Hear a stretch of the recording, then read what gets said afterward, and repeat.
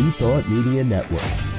We are a global broadcast network of positive music, media, and entertainment, inspiring humanity's evolution along the journey of enlightenment and creating a world of love, peace, empowerment, and prosperity for all. New Thought Media Network. Positively inspiring.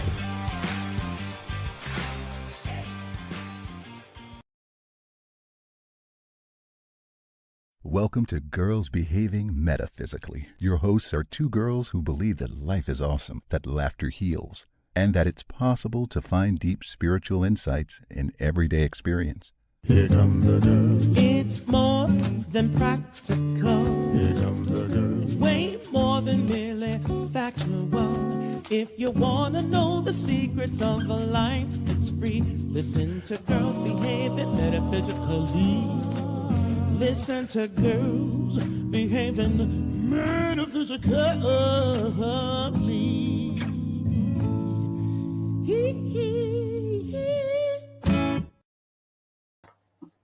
Hello, hello, hello. I'm always confused which way to move on the camera. But I figured it out because that's the kind of girl I am. So, hello and welcome. Welcome to Girls Behaving Metaphysically. I am Robyn Rice Olmsted. I'm Dr. Natasha Wilson today.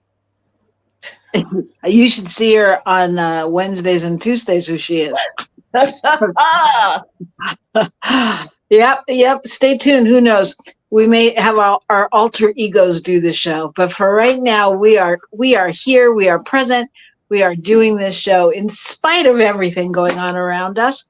And Dr. Natasha is joining us from Australia, Brisbane, Queensland, where it's hot. It's very hot. And it's triggering hot flashes. So just bear with me today.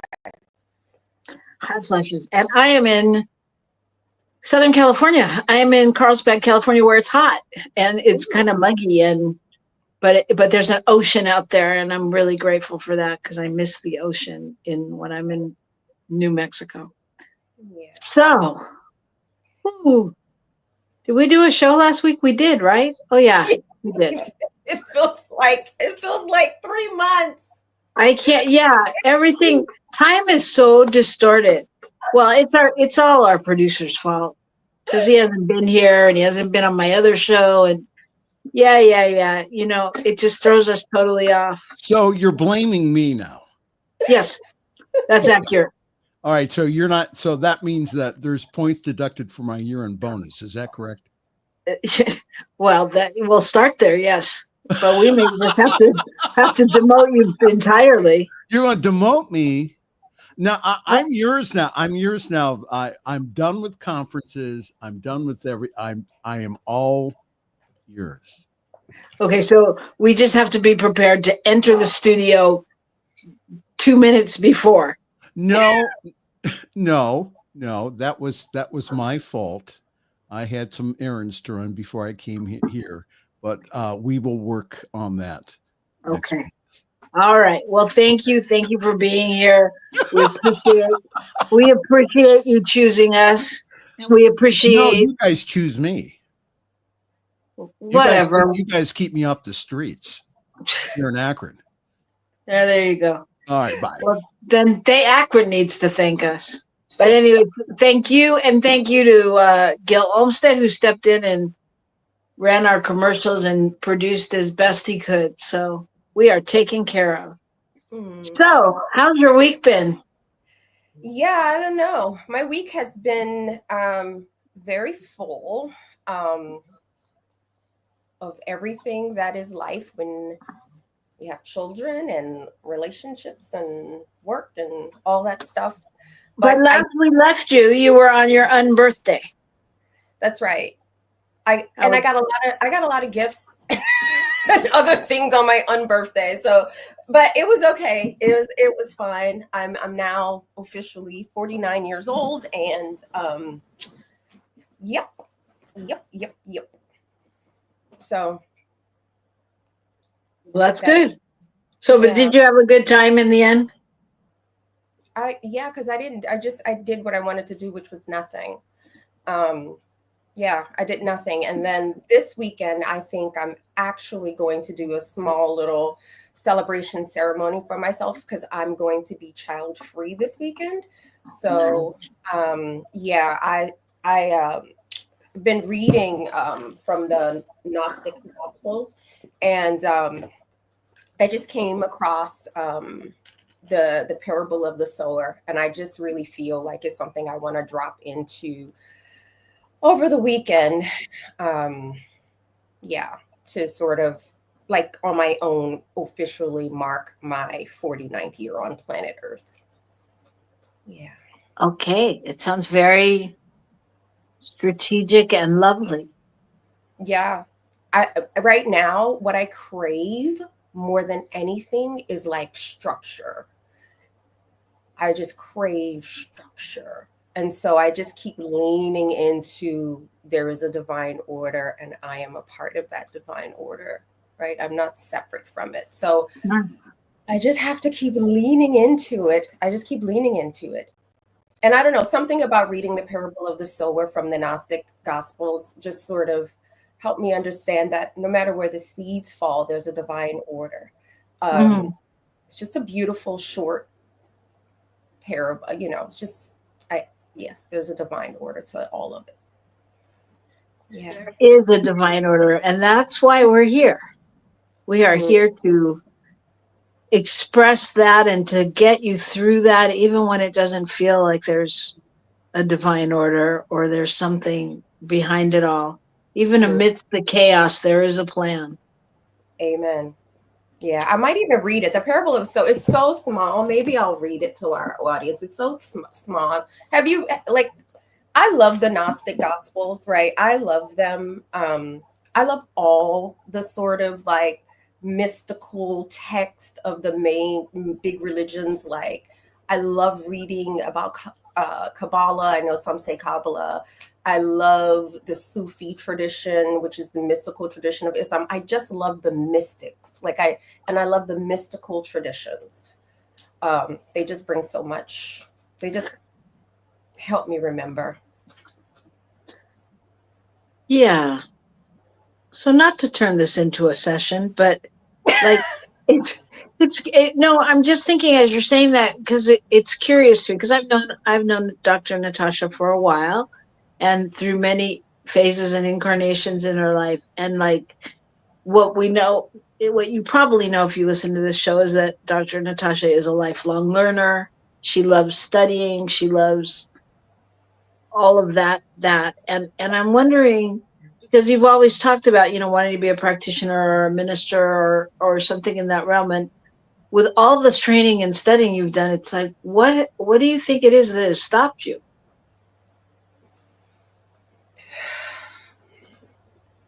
I don't know. I feel like I have to drop in, and I don't think I've ever really dropped in. But I know, like, as I'm sitting with the question right now, I think everything is about divine timing, right? And as I'm doing, like I said, right now, I'm leaning into this sort of desire to experience like structure and order.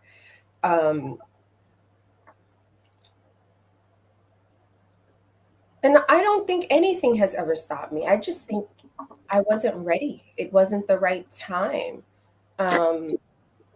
If that makes sense. I ask because like when you talk about it, I can see the passion. I can feel the passion. Yeah, it's a calling that's never gone away.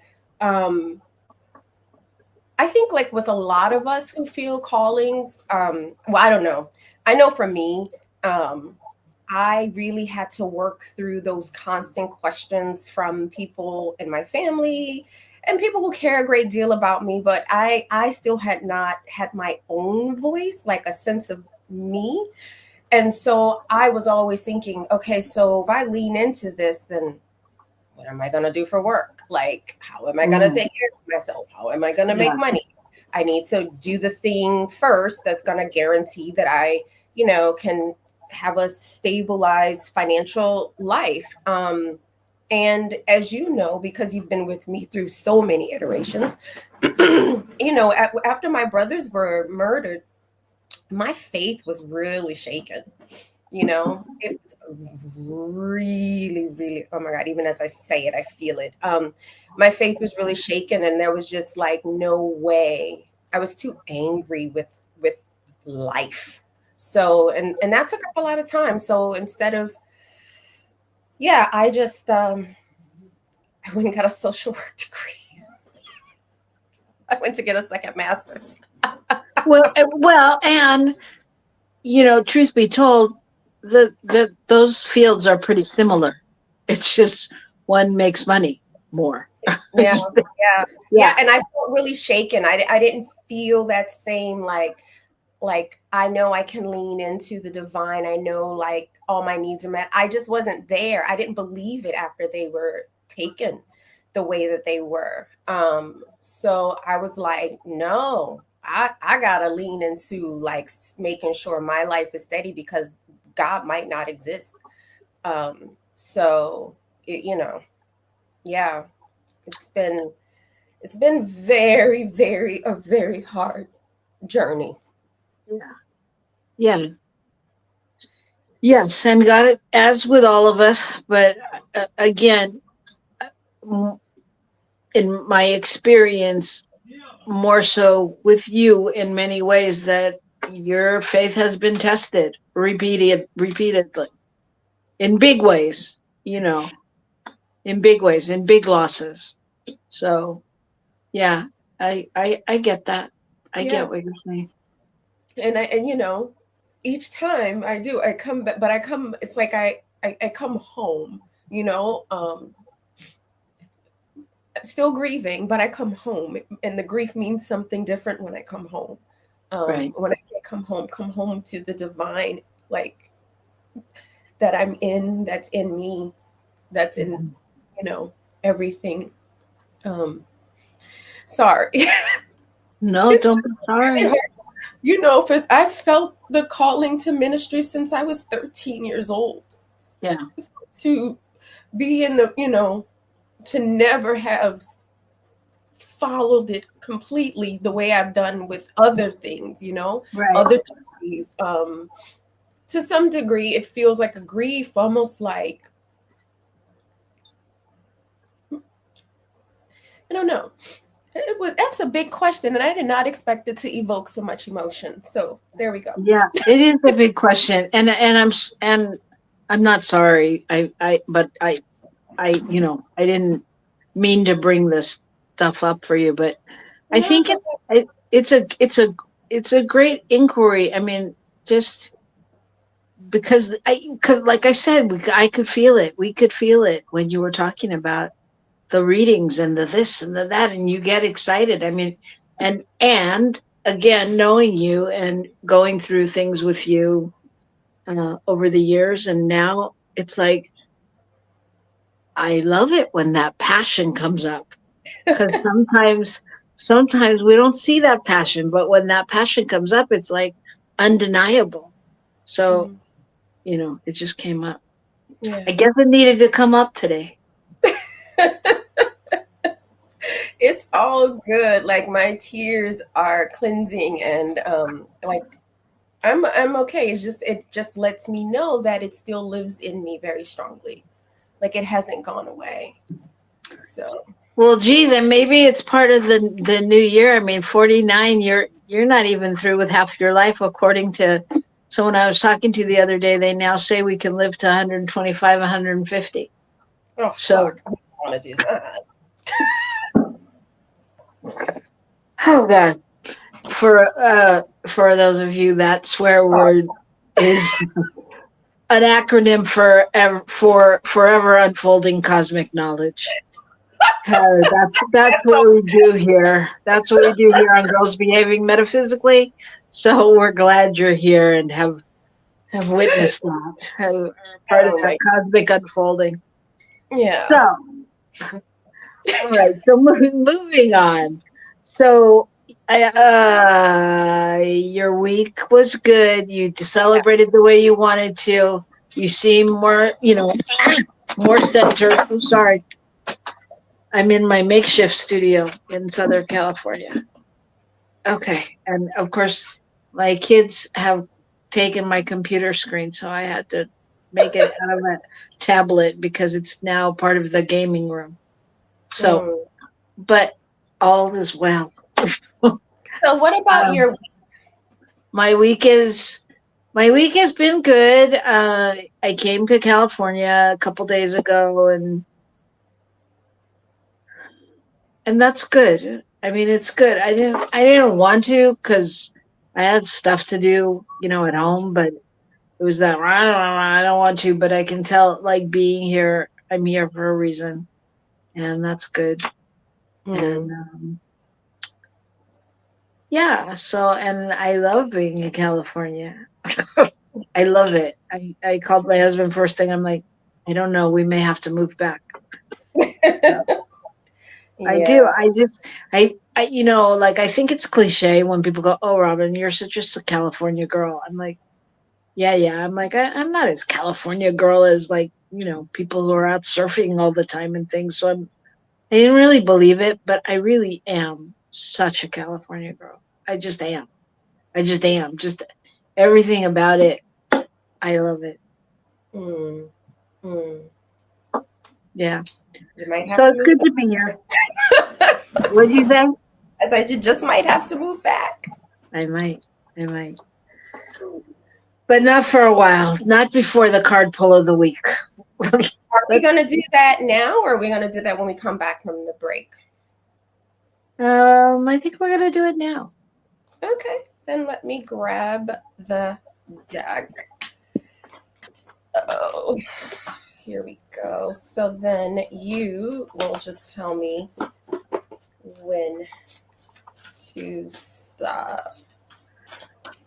All right. Our card pull of the week, where we see what guidance we're being given by the universe. Stop. Okay. And Natasha has it. I don't know what. Okay. So I was going to do that. So I'm going to pull the card that's like poking out. Be authentic. I keep forgetting my camera's over here now. Be authentic. Okay. Be authentic, which is those tears I just let go. I was going to say, between the tears and the the sassy dialogue, the swearing, I think we're as authentic as it gets right now.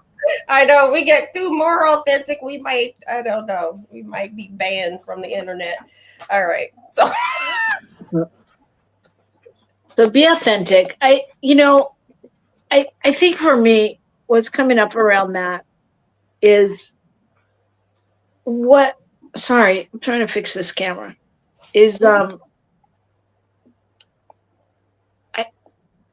I think it's more than just, be authentic, be real, blah, blah, blah, blah, blah. I think that what I'm noticing is it's really like the general be authentic. I feel like the whole world needs to be authentic. Does that make any sense? Like, I don't know, like, people, like you said it when you said, I always come home to myself.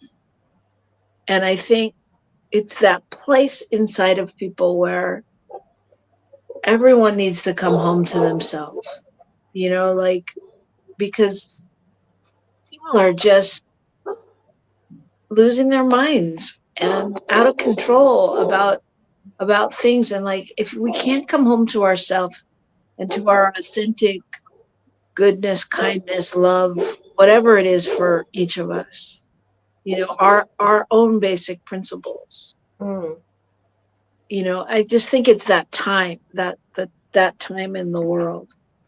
I just want to really see if we can capture this imagery of this card. Let me try to hold my hand steady and get it centered. It is a female figure who is sitting cross-legged and looks like she's holding a moon or some sort of glowing orb. And around her is like all of the cosmic energy swirling.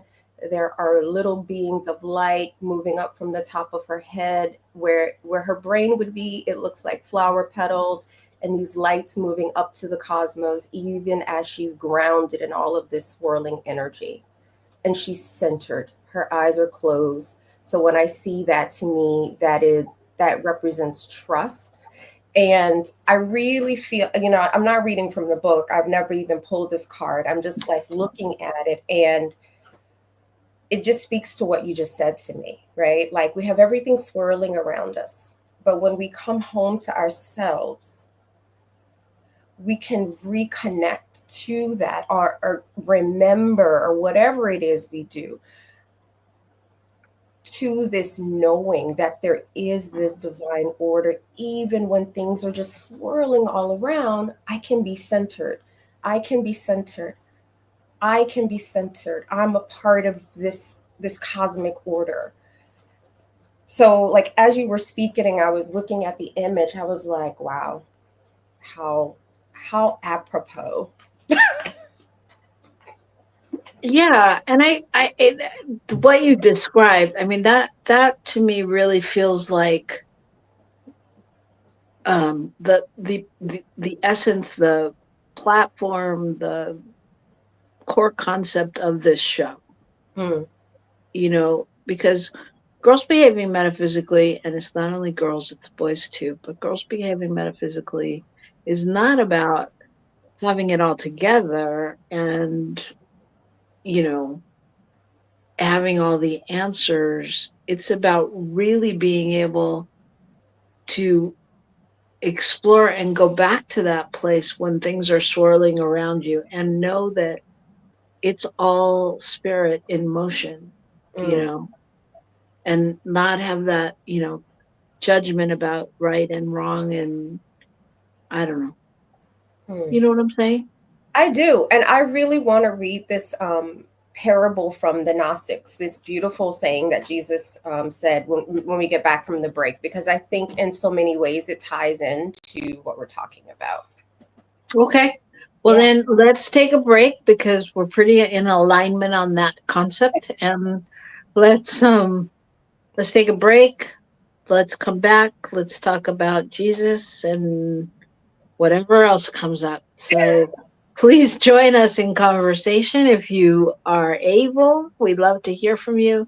Let us know where you're watching from. Talk to us about what we're talking about, or if there's anything else you'd like for us to be talking about on another show.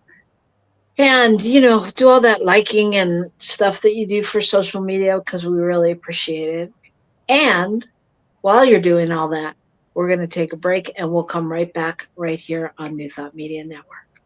Please help us say thank you to our organizational sponsors, including the Hefferland Foundation, Affiliated New Thought Network, International New Thought Alliance, Science of Mind Archives and Library Foundation, Center for Spiritual Living Denver, Center for Spiritual Living Midtown, New Thought Philadelphia, Planned Happiness Institute, Summit Center for Spiritual Living, One Heart Retreats, Center for Spiritual Living on the Lake, Unity Kitchener, Unity Spiritual Center Ottawa, Om Center for Spiritual Living, Satya Center, Begin Within Ministries, Center for Spiritual Living North Jersey, Unity of Savannah, and the Center for Spiritual Living Seattle,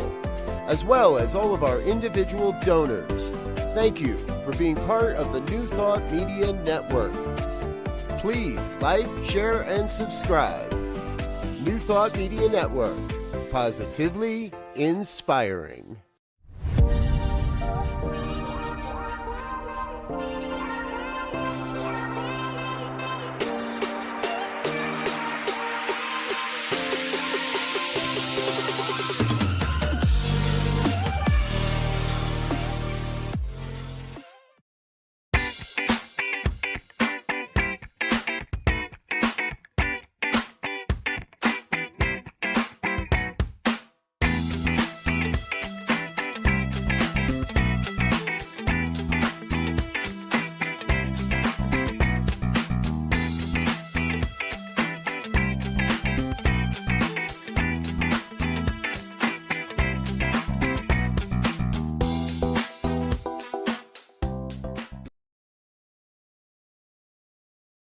Welcome to Girls Behaving Metaphysically. Your hosts are two girls who believe that life is awesome, that laughter heals, and that it's possible to find deep spiritual insights in everyday experience. Here comes the girl. It's more than practical. Here comes the girl. Way more than merely factual. If you wanna know the secrets of a life that's free, listen to Girls Behaving Metaphysically. Listen to Girls Behaving Metaphysically.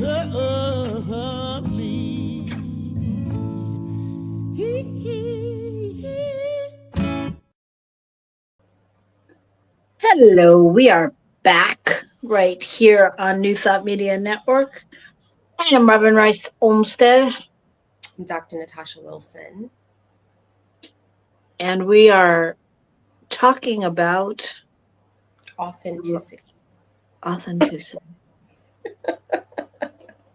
All right. So Natasha wanted to share with us, so take it away. Yeah, so I'm just, like I said, I've been sitting and reading the Gnostics again, and they move me so much. I really love the Gnostics of Mary. But okay, so anyways, this one is just, it's the parable of the sower. And I don't know how many of you read science fiction books, but like, if you have to read Octavia Butler, right? She was a Nebula Award winner before she died. One of the few, if not only, Black women to ever win that in science fiction for several of her books. And she wrote a whole series called based on this parable that I'm about to read to you. So anyways, here's the parable. So Jesus said, "Look, a sower went out, took a handful of seeds and scattered them. Some fell on the roadside. The birds came and gathered them. Others fell on the rock. They didn't take root in the soil, and ears of grain didn't rise toward heaven. Yet others fell on thorns. They choked, and the seeds and worms ate them. Finally, others fell on good soil. It produced fruit up toward heaven, some 60 times as much, and some 120.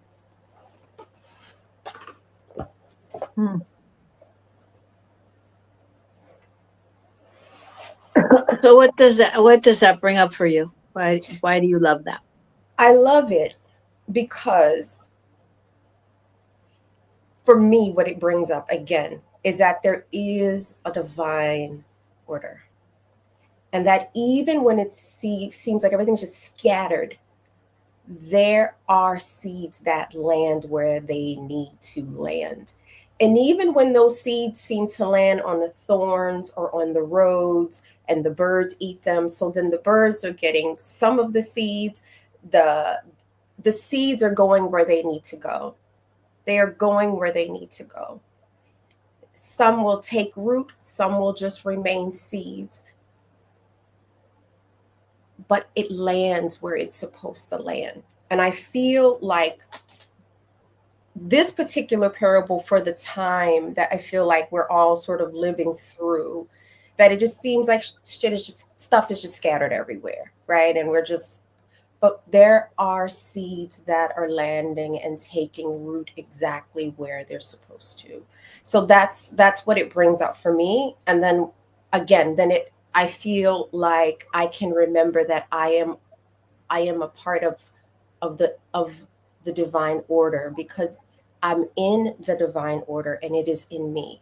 So yeah, it just helped. It's one of those parables that support a sense of like faith in me, not blind faith, but like a faith that I actually can witness and feel and have a relationship with. Yeah. Yeah, that's powerful. I think it makes me curious as to what people do when they need that faith.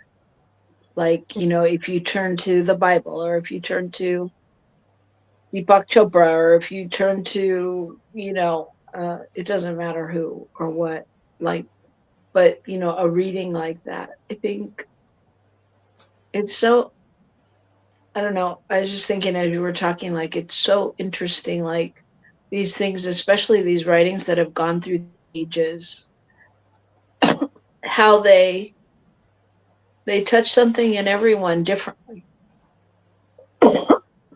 It's kind of magical, Mm, mm, you yeah. know.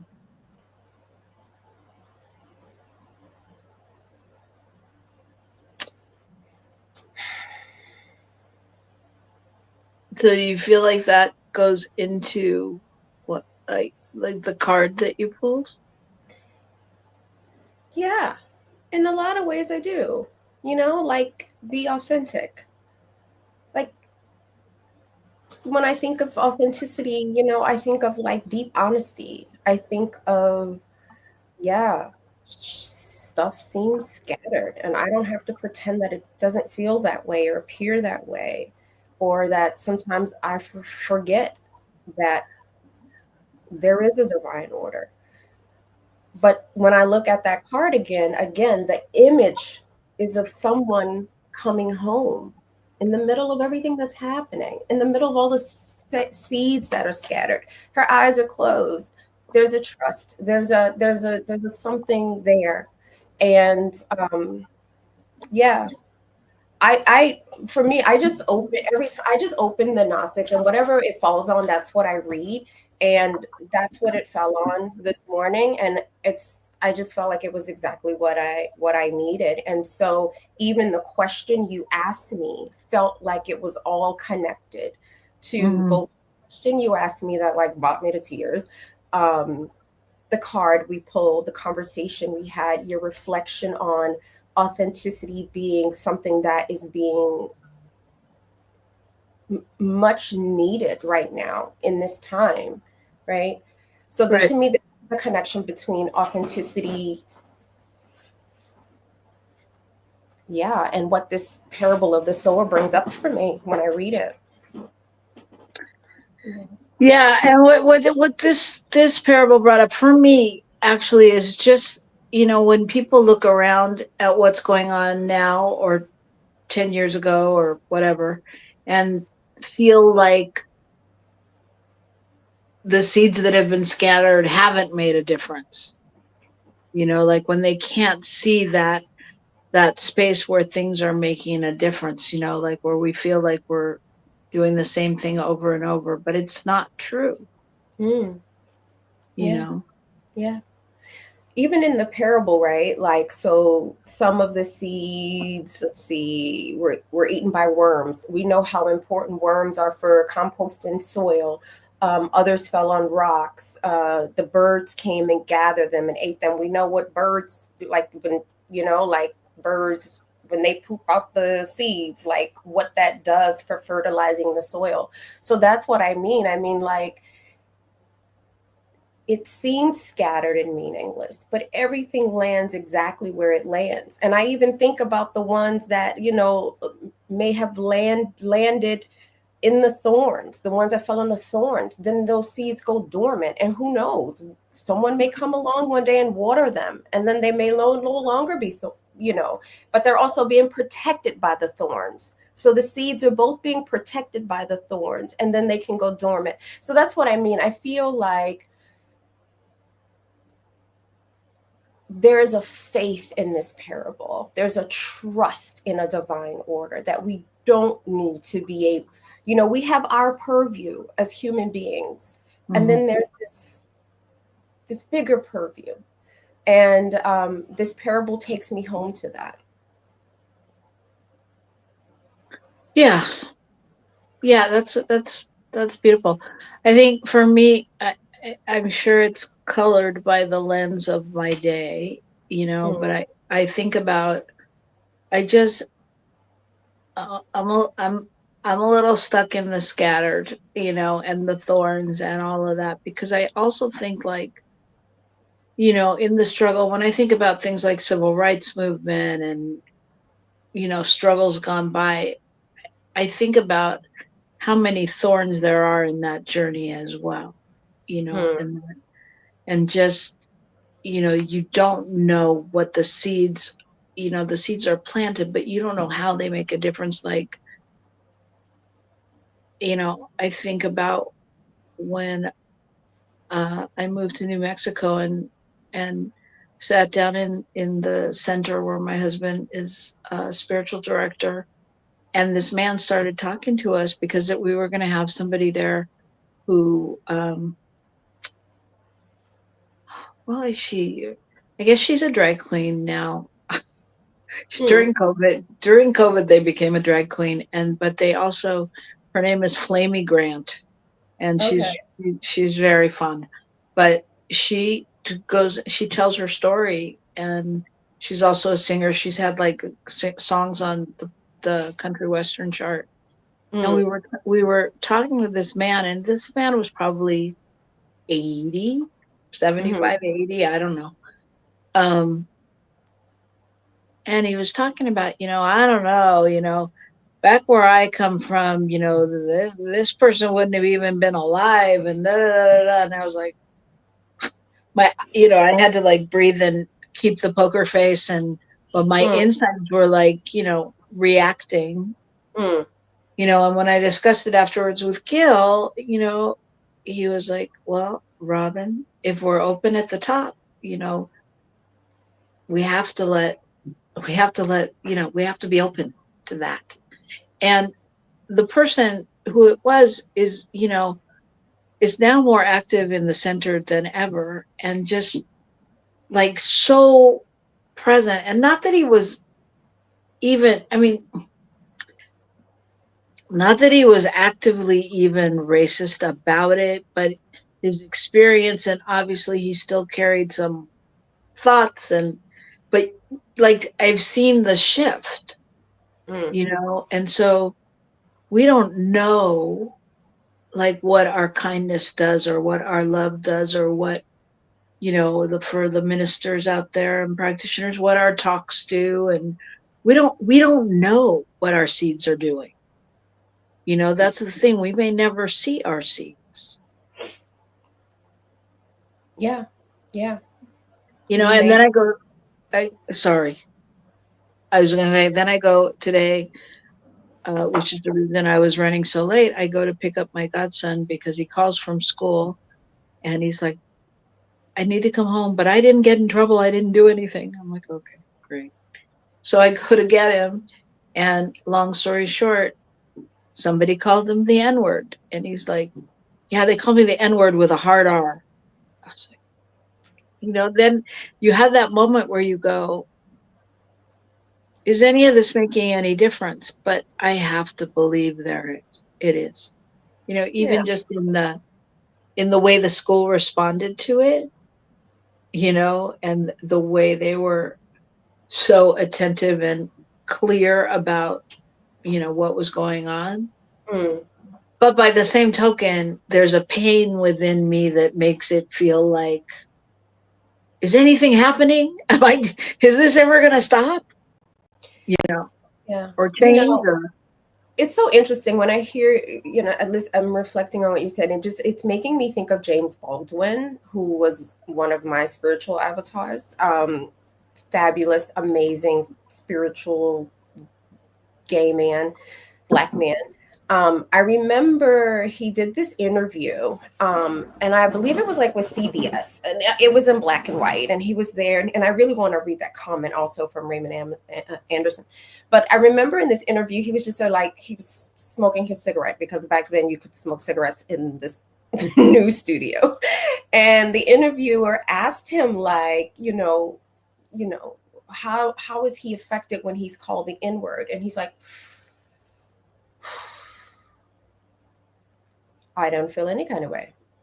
Right. Because I'm not the N-word. He said the word. He said, the N-word is the person who created him. And he goes, I feel no kind of way. Right? Because it's a reflection of someone else's sense of inferiority and projection onto another being. Right? So it's not even about me. Now, do I keep those people away from me for reasons of safety? Yes. And so even when I was listening to you, earlier in telling the story about the church and what the guy said about the person who later became a drag queen, I feel like it may not have been her place to sort of keep that like close proximity to someone who would cause her harm, right? And there is a place where, so it's almost like we each need to know what our work is in some ways. Absolutely. Like I'm not about to go into a KKK rally and try to explain anything, right? Like that ain't my work. That's the work for somebody else to do. So, but do I believe like people are not redeemable? Of course not. I don't believe that. I think people get scared and, and there's a whole history there that, that this has been done on purpose. But when I think, are things moving? Absolutely, they're moving. And I think they move even more when we expose our young people, like to James Baldwin. Yeah. Like, yeah. The N-word, who invented him, not me. Well, yes. And it's easier for us to say that at this stage than for my 17-year-old to say, absolutely, that's really about you. But yeah. And it's good to start to expose them to people that have grappled with this and landed in a very different place right. because of it. So maybe we can read some of these. Yeah. So I just put up the quote that Raymond said. Hi, Raymond. Good to see you. Good to be with you. To be a Negro in this country and to be relatively conscious is to be in a range almost all the time. In a range. Now that was James Baldwin's earlier life. Later, he was like,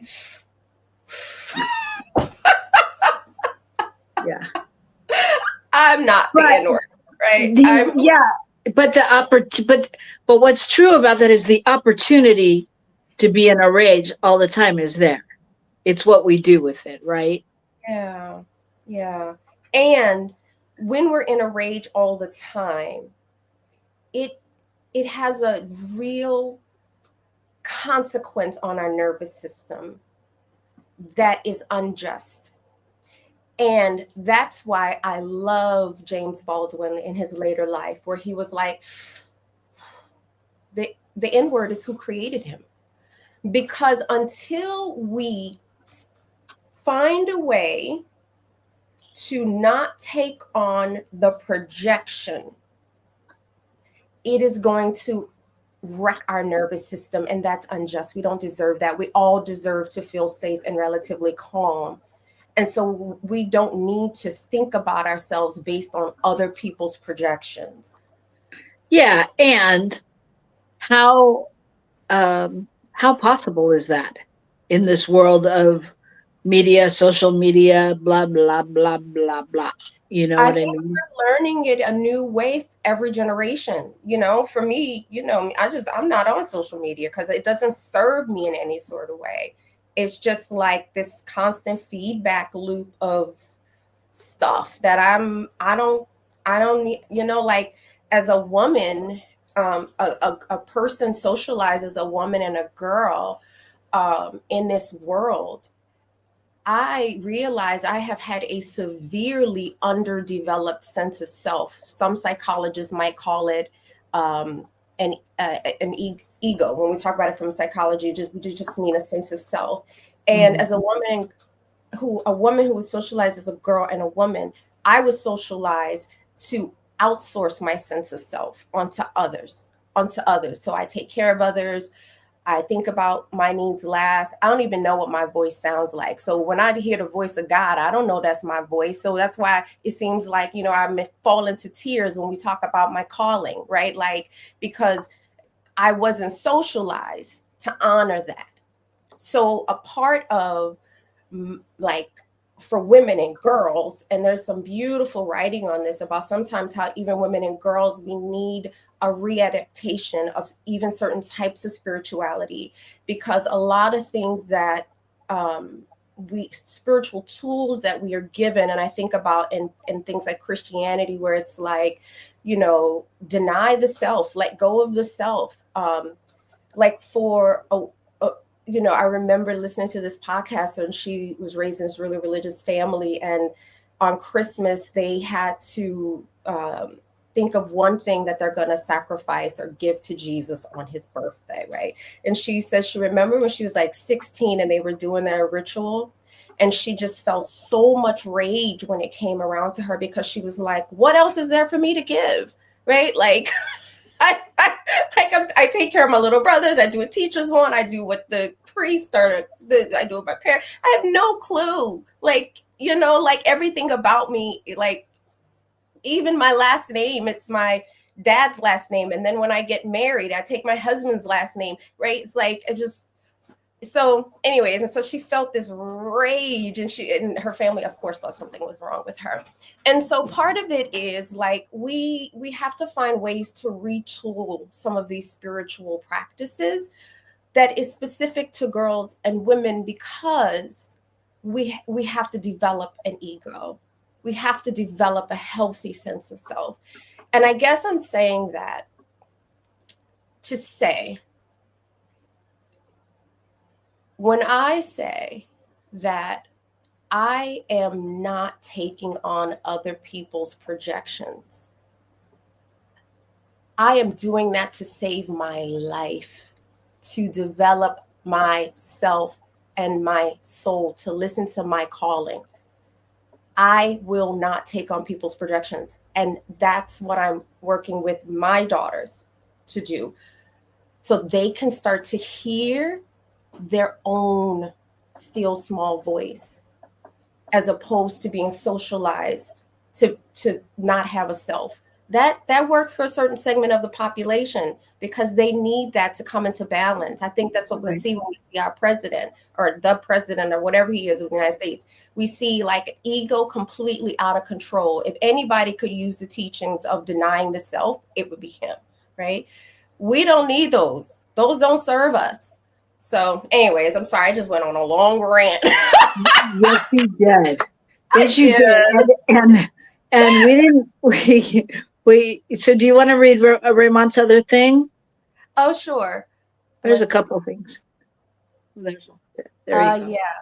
Oh, yes. I think this is from when we were reading the parable. I think it reminds me of something I read earlier today.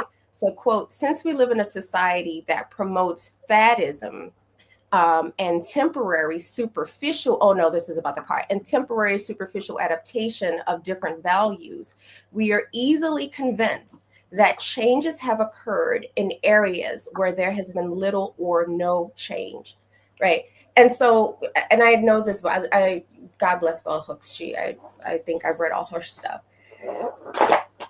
So when I remember like her writing this. I remember being in grad school reading this. And part of what that is saying is, because we do not have relationships with authenticity collectively, we have relationships with fads, we have relationships with superficial adaptations of different cultural values, cultural ideas. We think because we see Michael Jackson and Janet Jackson, like our cultures made these big changes, and we might see people dressing like them, right? And it makes it seem like we've made these huge shifts. But again, that is not about authenticity. It's not even about authentic relationships, because that's when things really change. When we start to have authentic relationships, both with ourselves and with other people we've perceived of as quote unquote different. That's authentic. So often it looks like there's been little or no, well, it looks like we are easily convinced that changes have occurred in areas where there has been little or no change, because there's no authenticity. So instead of having, I'm sorry. So instead of having authentic relationships, we're having relationships with images and fads and ideas that are like promoted in the media. And just because Kim Kardashian wears cornrows doesn't mean that we've made, substantial changes around what's called in the anti-racist literature projective objectification. So like projecting onto other people, usually one's own sense of insecurity, but in a collective way. Okay, sorry. So I went kind of academic, but then no need to be sorry. I'm not really sorry, but I hesitate to speak simply because I really do think, obviously this is a whole topic and we have 5 minutes left. So this hour goes so fast. There's so much to this. But while Dr. Raymond is out there, I want to share with him what we're going to be doing, because I actually had a conversation with him where he said he would come on our show, and I would like to invite him for one of these upcoming weeks. Why don't you talk about what we're going to be doing in November? We're going to roll out. The 4 agreements. The 4 agreements. It's very popular, based on Toltec wisdom. And so each week we are going to focus on each agreement. So I don't know what those emojis mean. I'm old. It means he's happy. Oh, okay. Those are happy emojis. Okay. Awesome. There are a lot of emojis, but that's at the end of the day, he's happy. Okay, right? Okay. So the 4 agreements based on ancient Toltec wisdom. So, there's be impeccable with your word. Like, we really are going to drop into what that means from ancient Toltec wisdom. Some people think when we say be impeccable with your word, it means keep your word, do what you say. No, from a Toltec perspective, and it's so into drops right into new thought, right? So be impeccable with your word means be mindful of the power of your word. Be mindful of how you speak about yourself, right? I'm going to move faster, okay? And then the second one, I believe, is don't take anything personally, which is exactly what we were just talking about, right? Like James Baldwin. Sorry, my invisible cigarette, right? And then don't make assumptions. Don't make assumptions. We want to know something, we just ask. We don't make assumptions, right? So anyways, and then the 4th one is always do your best. And so we're going to roll this out. And there's 5, right? There's 5 agreements. Well, there is a 5th agreement, but we don't have that book. So, I do have the book, but let's get through the 4, and then we can do the 5th. What you think about that? Yeah, so what I'd like to do is invite Dr. Raymond to pick his week, pick your week, and come on, and we'll talk about that with you. Okay? So that's my invitation. So, okay. Once again, we have come to the end of our show. Yeah. Oh my God, look at my hair at the end of the show from the humidity. It's just gone like poof. Yeah, it did. It grew on each side. It literally grew. That's so funny. Oh God. All right. Okay, those emojis mean he says yes. Awesome. And that he loves us. That's what it means. I get to write my own thing. Because you don't know him. He's amazing. He's an amazing soul. You'll love him. And if you know him, he is amazing. He's for me, this is my interpretation. For me, he's someone who walks his talk. Beautiful. So it'll be great to have him on the show. We'll figure out what week, and I guess you have to come back next week to see who's going to be here and what agreement we're on. But if you have the 4 agreements, pull them out, look them over, and let's talk about them. Because who doesn't need more agreements? I know, and I need to go take care of this black girl hair, so I gotta go. All right, that's what mine's under a hat.